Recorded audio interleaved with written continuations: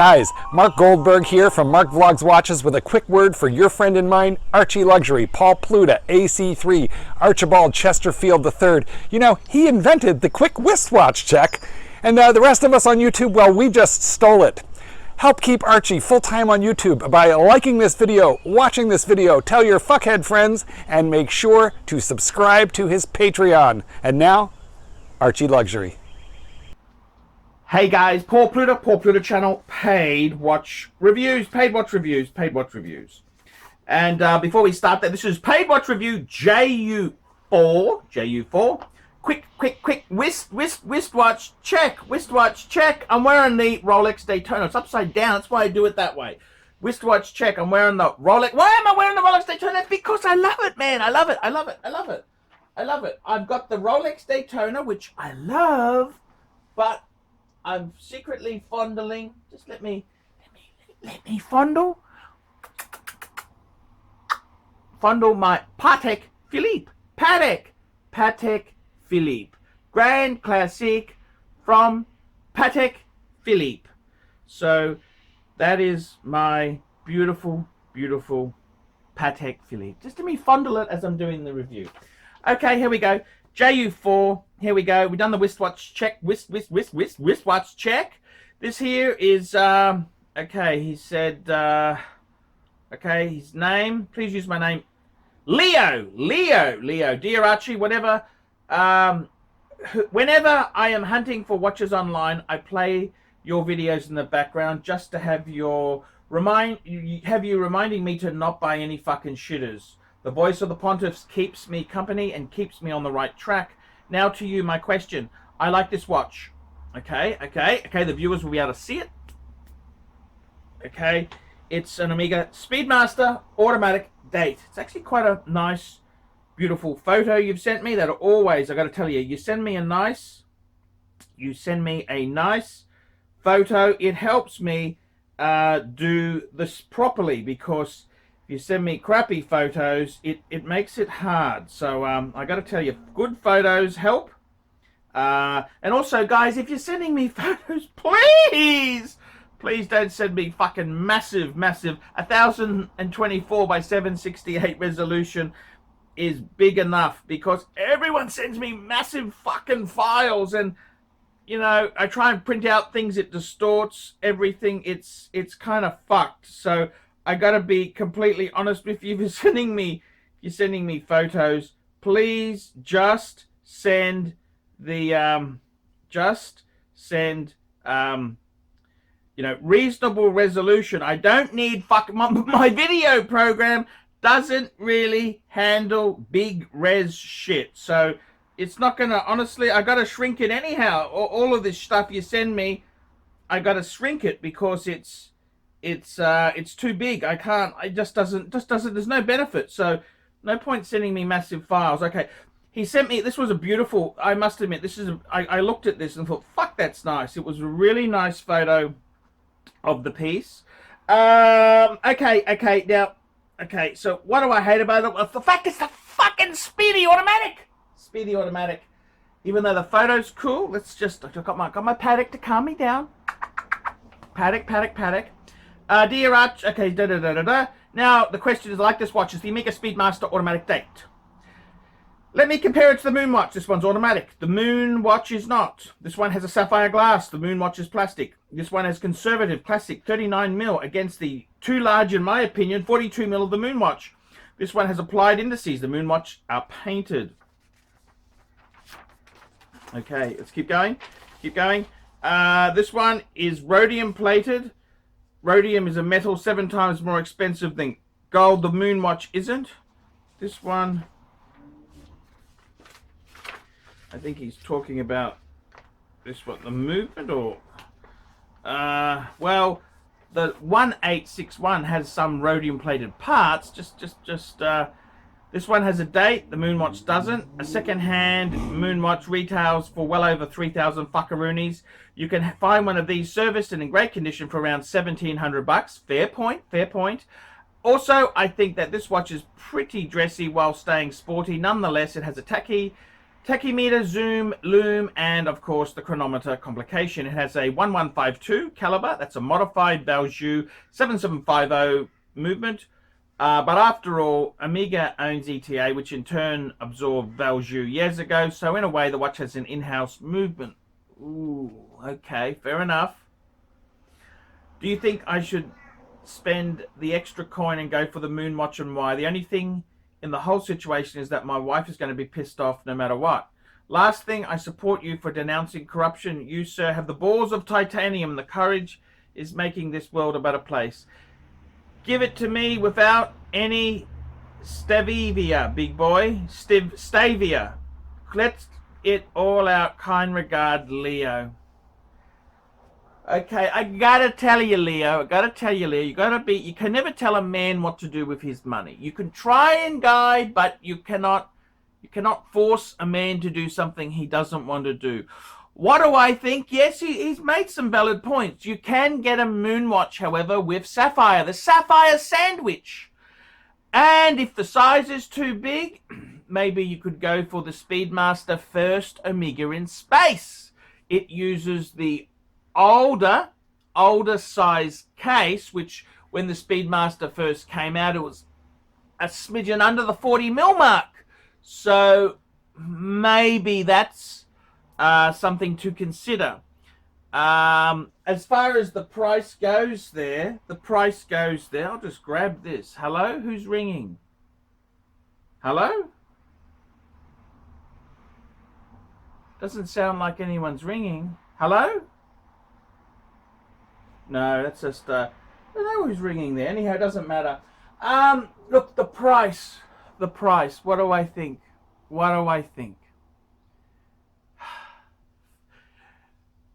The Speedmaster automatic, it's not a terrible watch. If you really do want the size, would I recommend it? No, I wouldn't recommend it, okay? I think honestly, you're missing the whole point, okay? The moon watch was a manual wind. It didn't have the date. Okay, you could get the Sapphire one. If you really want Sapphire, you can get the Sapphire one. I mean, they've done so many fucking things to the moon watch. They've also got the coaxial version now at 42mm. Because originally the automatic one was always in smaller size, 38mm. But then they've got the coaxial one, which is a bigger size. So they've kind of got one for all shapes and sizes. But, I mean, look. I always recommend the classics. Like when you're buying a Patek, this is a cool Patek because it arcs back to the 570. That's the 1930s Calatrava Jumbo. You see, it's not 35mm, but it's 38mm. But it's and it's an automatic. I know the other one was manual, and it's but it's very iconic and true to form. Is there anything wrong with the auto one? No, but in the collecting world, it's kind of, it's not as desired as the manual wind, the larger, the Speedmaster, man on the moon. Now, I can't tell another man what to do with his money. I can't tell you, buy this or buy that. Is it a terrible watch, the automatic version? No, it's not. It's a great watch. But the manual wind Speedmaster is greater. So whilst this is a really nice watch, and Omega makes great stuff, okay? Omega does make really good stuff. I personally, I wouldn't buy it, okay? But I'm big and large guy. I want the girth. But if you really have your heart set on a Omega Speedmaster automatic date, hey, you could do a lot worse than that. You could buy something quartz. You could buy, a Tag Heuer or something like, I'm not criticizing Tag Heuer because I own the Monaco, and I love many of the Heuer, the Silverstone, the Carrera, the older Carreras. I think they're great, iconic watches. But I think you got to do what you want to do. It sounds like your heart is really set on that watch. I mean, if your heart is really set on it, buy it. Buy it.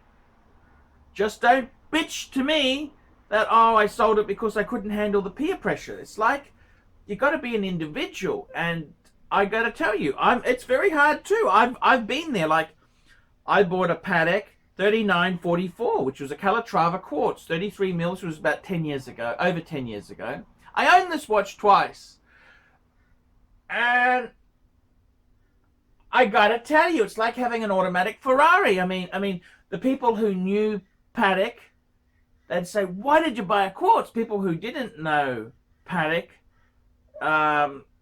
they just didn't get it. You know, no one got it. No one got it. Mind you, Warren Buffett had a 3944, the financial guru. Look, I think at the end of the day, you gotta go with what you really... If you like the Omega Speedmaster automatic date, they're not a terrible watch. Will you lose a lot of money? Not really, no. No, I think they're pretty safe buying. I think they are safe buying. You're not gonna do your ass on it. It's a stable type of watch to invest in. No, it's cool. It's very cool. It's very, very cool. Look, if you really want it, you got to buy it. It's not a terrible watch. It's an Omega still. It's an automatic with, okay. I'm not a big fan of the Valjoux 7750. I tell you this now. I had a PAM 24, and it actually had a 7750 movement with the chronograph bit taken off, and it was still fucking noisy. I don't know. The 7750's got one of the most fucking annoying rotors I've ever, Patek has got this most, like a fishing reel, like an expensive fishing reel.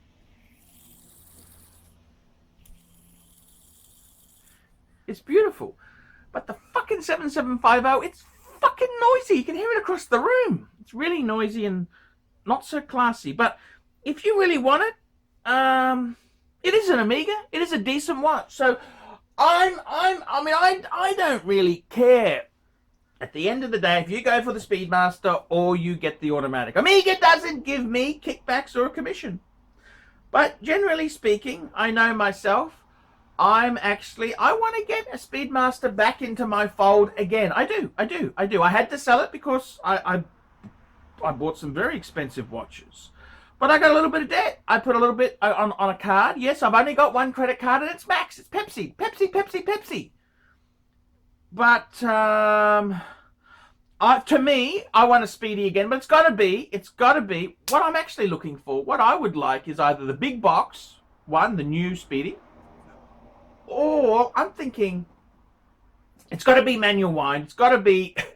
I don't mind the first Omega in space. Okay, I quite like it. I think it's beautiful. I wouldn't mind from the early 2000s. They had a broad arrow. So it's kind of funky because it's got the bezels different and it's got the broad arrow hands, and they aren't that expensive. So I kind of wouldn't mind getting one of those. But would I get the automatic one? No way in the world. No. I just wouldn't do it. Would I get an Omega, first Omega in space? I think that's a cool watch. Yes, I quite like it. The automatic one, no. Whenever I look at them, I'm just conditioned. I don't know. Whenever I see someone with them, I thought, oh, fuck, you didn't go, you didn't get the 42 mil, hey? You couldn't stretch it. And that's the whole thing. So I think if you like it, just buy it. It is a great watch. It is a good watch, but the Speedmaster is just better. Okay, it's got the history, and it's up to you. It's up to you. You gotta. At the end of the day, a man can't tell another man what to do with his money, as much as I would like to.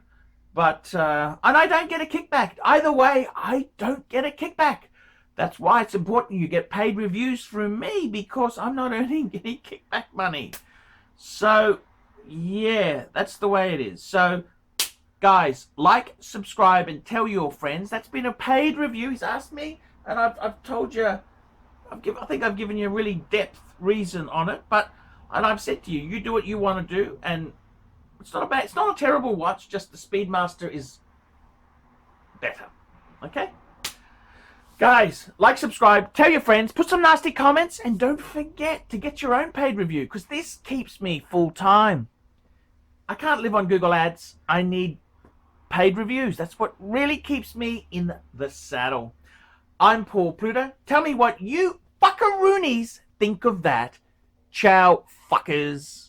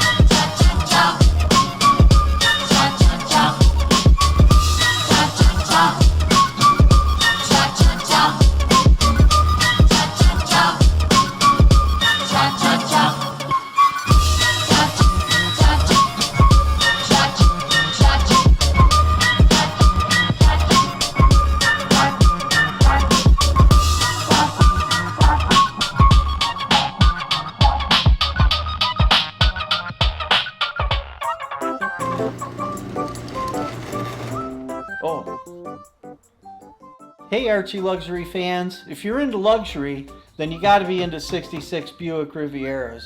Check out my son and I, Alex, as we restore this beautiful 66 Buick.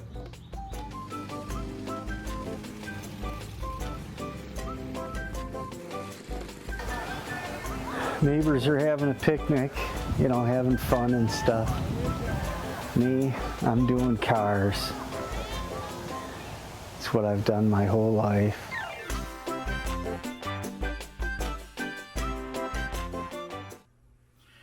Hey guys, it's Paul Pluta. I'm the method actor who plays Archibald Chesterfield III. Guys, I want to have a quick talk to you. Do you need to sell a wristwatch? Do you want to sell a piece for reinvestment? Do you have too many watches? Well, guys, I'm here to tell you that my good friends at Sydney and Brisbane Vintage Watch Co. are looking for quality wristwatches for their store.